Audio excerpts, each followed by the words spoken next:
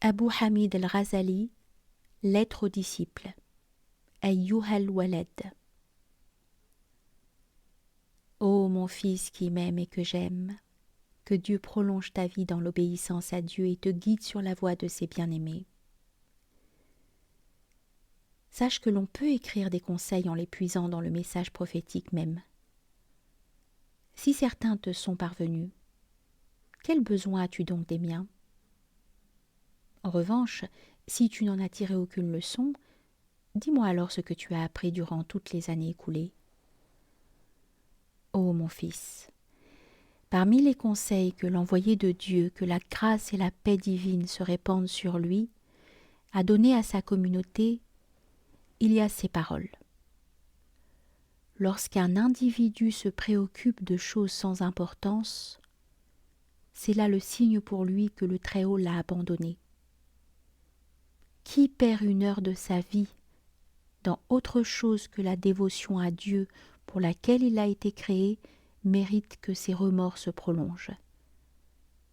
Qui dépasse la quarantaine sans que ses bonnes actions ne l'emportent sur ses mauvaises actions doit se préparer au feu éternel. À bon entendeur, cet avertissement devrait suffire. Ô mon fils, le conseil est facile à donner, mais difficile à suivre, parce que son goût est amer pour ceux qui suivent les passions, puisque les choses interdites sont chères à leur cœur, et spécialement pour ceux qui se dédient à la science formelle, al-ilm al-rasmi, et se soucient des mérites de l'âme et des attractions de ce bas monde. Ceux-ci retiennent que leur salut et leur délivrance dépendront de la science et qu'ainsi ils peuvent se passer des œuvres. C'est là l'opinion des philosophes. Ô Dieu Tout-Puissant! Ces aveugles ignorent que si une fois la science acquise, ils ne la mettent pas en pratique, l'accusation contre eux sera encore plus grave au moment du jugement conformément aux paroles de l'envoyé de Dieu, que la grâce et la paix divine se répandent sur lui.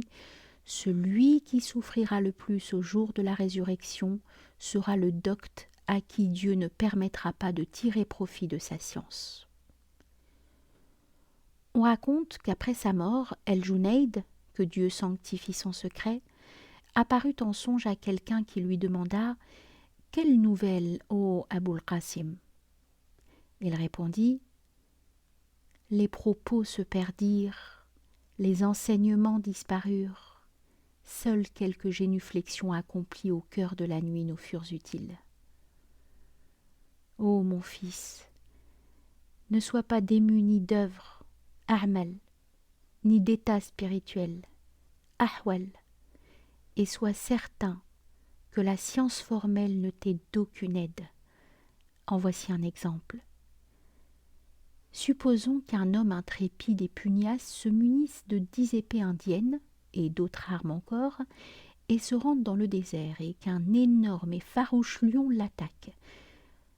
Crois-tu que ces armes le protégeront du danger s'il ne s'en sert pas et n'en frappe pas? Tant qu'il ne les brandira pas et n'en fera pas usage, elles ne le défendront pas. Ainsi, si un individu étudie et comprend 100 000 questions scientifiques sans les mettre en pratique, elles ne lui seront d'aucune utilité. Autre exemple, si un homme souffre de fièvre ou de jaunisse, on le traitera à l'oxymel et à l'infusion d'orge. Il ne guérira pas sans l'usage de ces 2 médicaments. Tu peux mesurer 2000 récipients de vin. Si tu ne bois pas, tu ne t'enivres pas.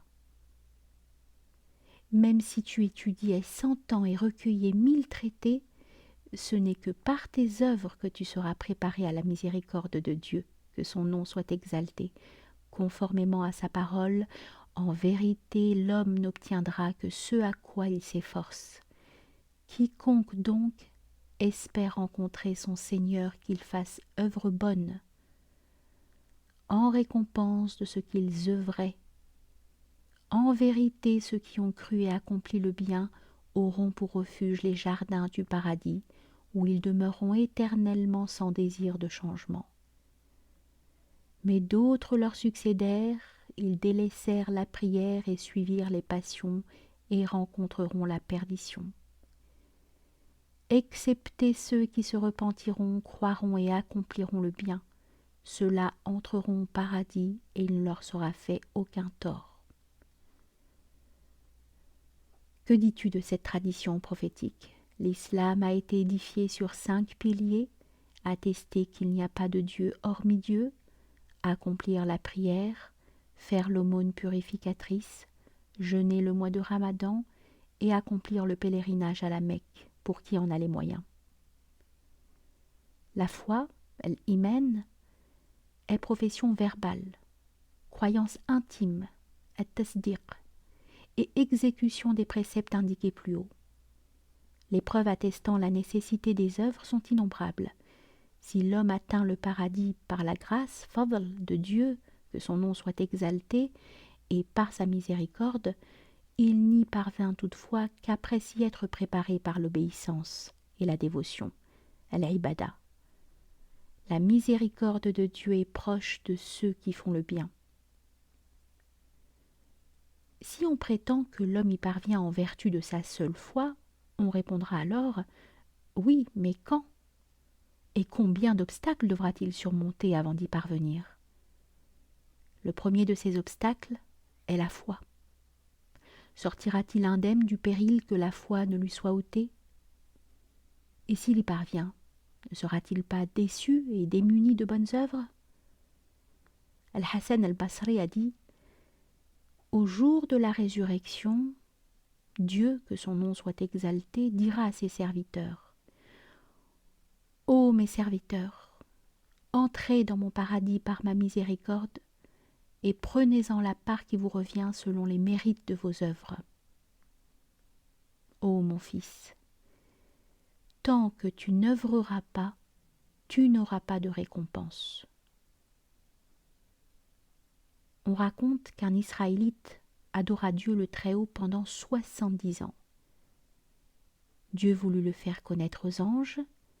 Il envoie alors l'un d'eux pour l'informer que, nonobstant sa dévotion, il ne méritait pas d'entrer au paradis. Lorsque l'ange l'en informa, l'Israélite répondit : « Nous avons été créés pour l'adoration et nous devons l'adorer. » À son retour, l'ange dit : « Ô mon Dieu, tu sais mieux que moi quelle a été sa réponse. » Le Très-Haut dit alors : « Tant qu'il nous adorera, nous ne cesserons de le combler de notre générosité. Ô mes anges, attestez que je lui ai dorénavant pardonné. » L'envoyé de Dieu, que la grâce et la paix divine se répandent sur lui, a dit : « Demandez-vous des comptes avant que ne vous en demande, et pesez vos actions avant qu'on ne vous les pèse. » Ali, que Dieu répande sa miséricorde sur lui, a dit : « Celui qui croit parvenir au but sans effort est un homme qui aspire en vain. Celui qui croit y parvenir uniquement par ses efforts est un présomptueux. » Al-Hassan al-Basri a dit : « Aspirer au paradis sans œuvrer est un péché. Et être dans le vrai consiste à abandonner la considération des œuvres et non celle-ci. » L'envoyé de Dieu, que la grâce et la paix divine se répandent sur lui, a dit : « L'intelligent est celui qui soumet son âme et œuvre pour l'au-delà, l'autre monde. Le sot est celui qui suit les passions et est convaincu que Dieu réalisera ses désirs. Ô mon fils, que de nuits tu as passé en révision de ce que tu avais appris et étudié dans les livres, te privant ainsi de sommeil. J'en ignore la raison. Si tu agissais ainsi par amour pour les biens de ce monde et ses vanités, pour ses honneurs et pour te vanter devant tes semblables et tes pairs, alors malheur à toi. Oui, malheur à toi. Si en revanche ton but était de vivifier la loi du prophète, polir ton caractère et dominer l'âme qui incite au mal, alors sois bien heureux. Oui, bien heureux. Vrais sont les propos du poète. Vaine est la veillée des yeux pour tout autre que ta face. Inutile leurs larmes pour tout autre que toi. Ô mon fils, vis autant que tu voudras, un jour tu mourras. Aime autant que tu voudras, un jour l'objet de ton amour te quittera. Fais ce que bon te semble, tu en seras rétribué. Ô mon fils, à quoi bon étudier la théologie, la dialectique, la médecine, l'histoire, la poésie, l'astronomie, la prosodie, la syntaxe, la morphologie? Qu'est-ce donc si ce n'est dépenser sa vie en désaccord avec Dieu? J'ai trouvé cette phrase dans l'évangile de Jésus.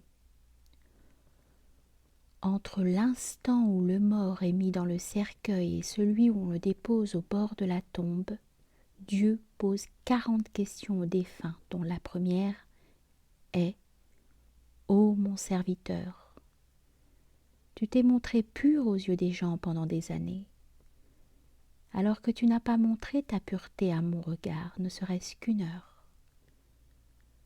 Et chaque jour, il regarde à l'intérieur de ton cœur et dit « Que de soucis tu te donnes pour les autres, alors que je te comble de mes faveurs. Tu es sourd, tu n'entends rien.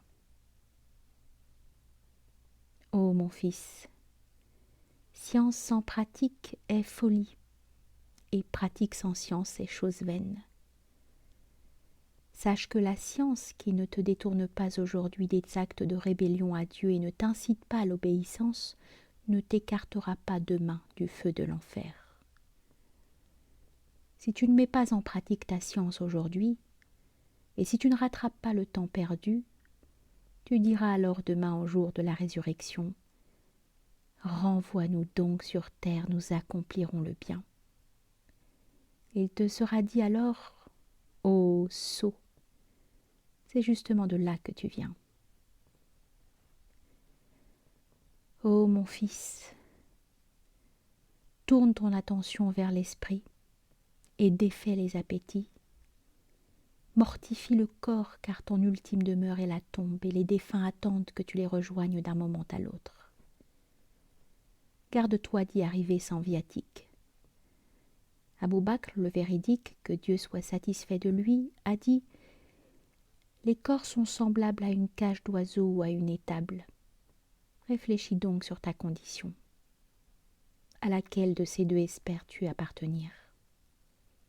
Si tu es du nombre des oiseaux célestes, lorsque tu entendras le son du tambour qui te rappellera ton Seigneur, tu t'envoleras alors vers le haut du trône et tu ne te poseras sur les tours sublimes du paradis.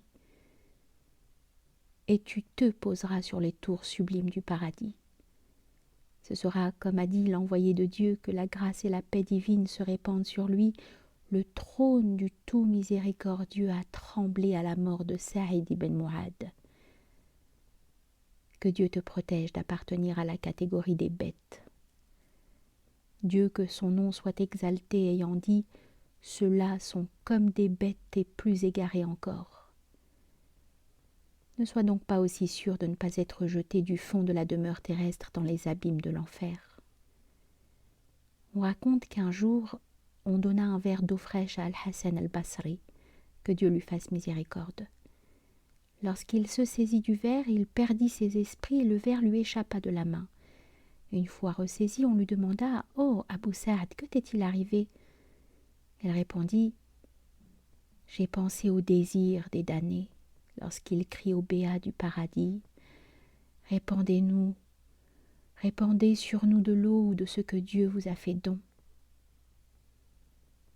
Ô mon fils, si la science théorique te suffisait, et si tu n'avais nul besoin de recourir aux œuvres, alors l'appel divin suivant serait inutile. Y a-t-il quelqu'un qui demande? Y a-t-il quelqu'un qui implore pardon? Y a-t-il quelqu'un qui se repent? On raconte qu'on cita le nom de Abdallah ibn Umar au milieu de compagnons du prophète, en présence de ce dernier. L'envoyé de Dieu, que la grâce et la paix divine se répandent sur lui, dit alors: quel homme excellent serait-il s'il veillait en prière. Il dit aussi à l'un de ses compagnons: hé, toi, ne dors pas trop la nuit, car celui qui dort trop la nuit se retrouvera démuni d'œuvre au jour de la résurrection.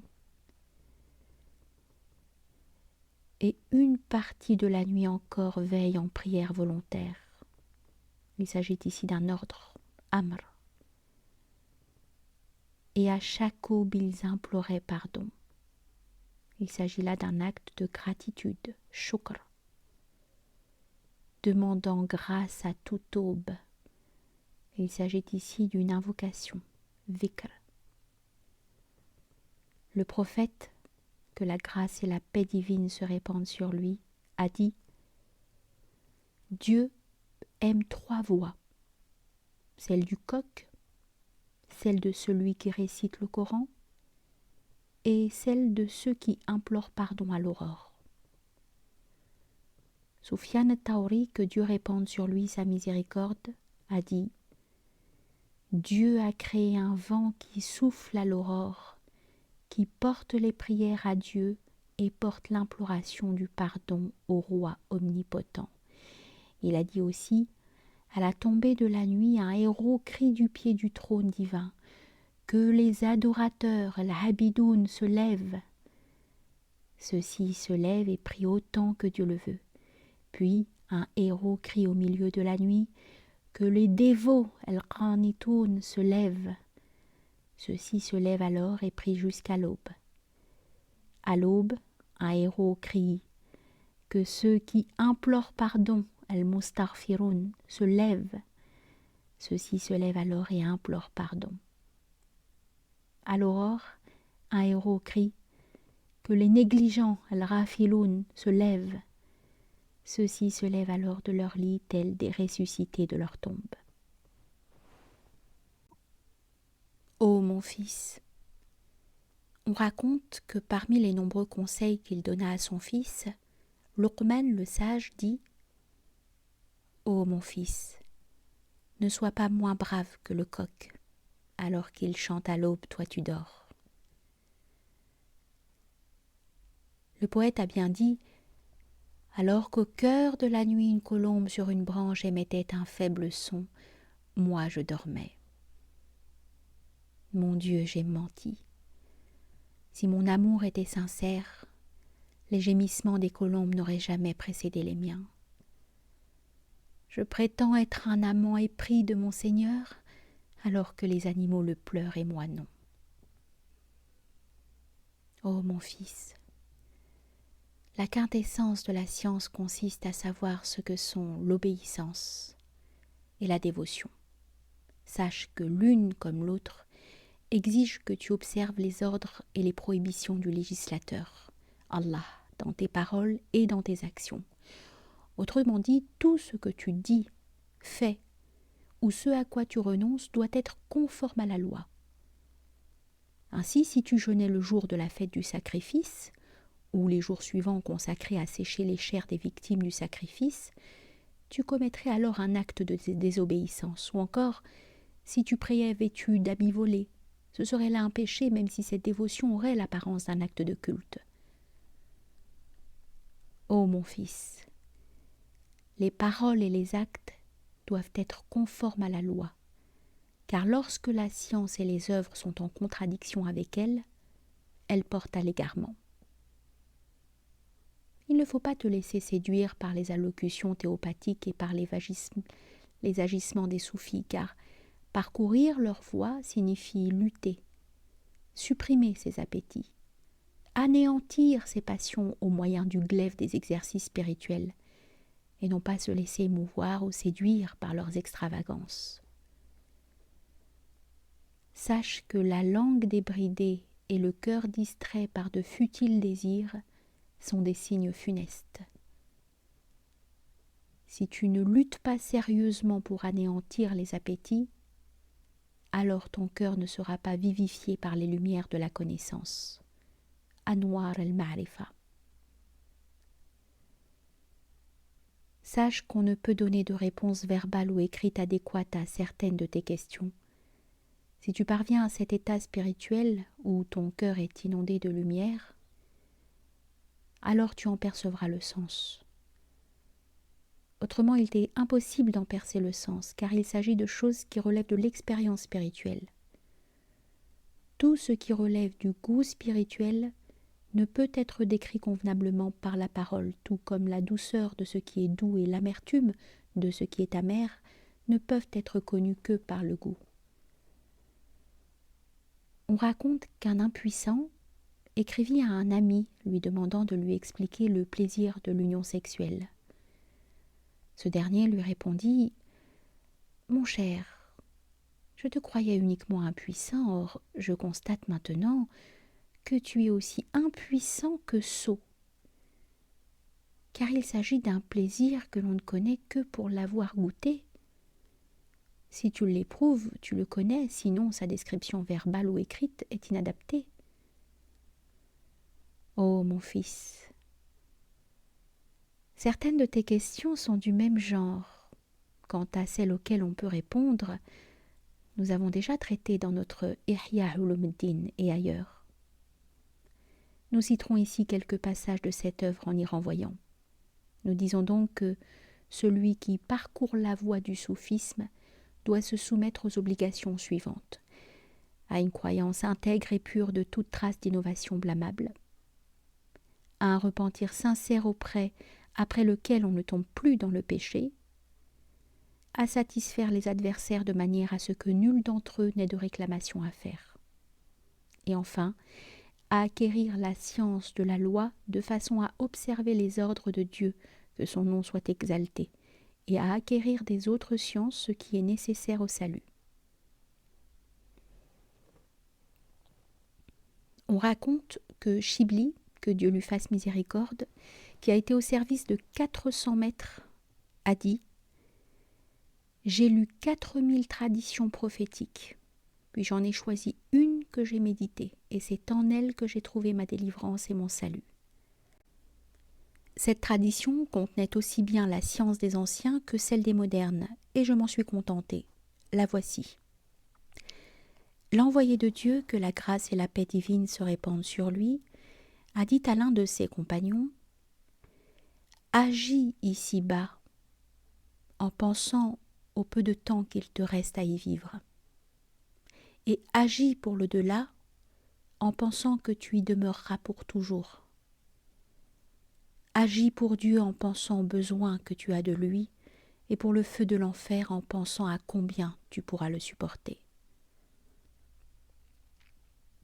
Ô mon fils, si tu connais cette tradition, tu n'as nul besoin de trop de science.